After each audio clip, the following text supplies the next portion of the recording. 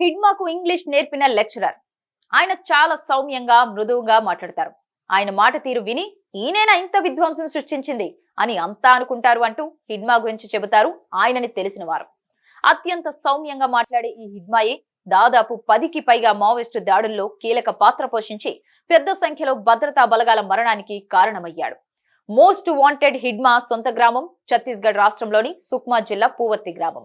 ఆ గ్రామం నుంచి దాదాపు 40 నుంచి 50 మంది మావోయిస్టులు ఉంటారని అంచనా. పార్టీలోకి రాకముందు హిడ్మా వ్యవసాయం చేసుకునేవాడు. ఎక్కువగా మాట్లాడే అలవాటు లేని హిడ్మా కొత్త విషయాలు నేర్చుకోవడానికి బాగా ఆసక్తి చూపిస్తాడు.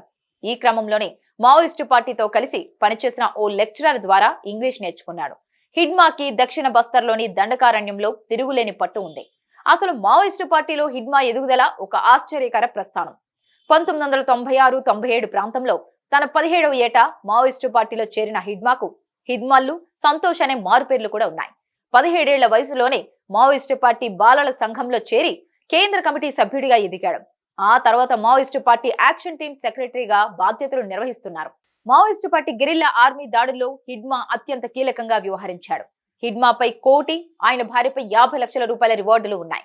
ఛత్తీస్గఢ్ లో కగార్ ఆపరేషన్ తీవ్రతరం కావడంతో హిడ్మా ఛత్తీస్గఢ్ ప్రాంతం నుండి ఏపీలోని మారేడుమిల్లి అటవీ ప్రాంతంలో తలదాచుకుంటున్నాడు.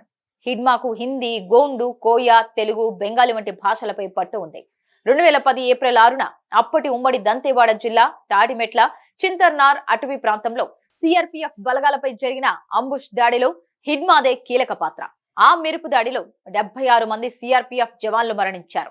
ఆ తర్వాత 2017లో 25 మంది, 2021లో బీజాపూర్ జిల్లాలో 23 మంది జవాన్ల మృతి చెందిన దాడుల వెనుక కూడా హిడ్మాయే ఉన్నాడు.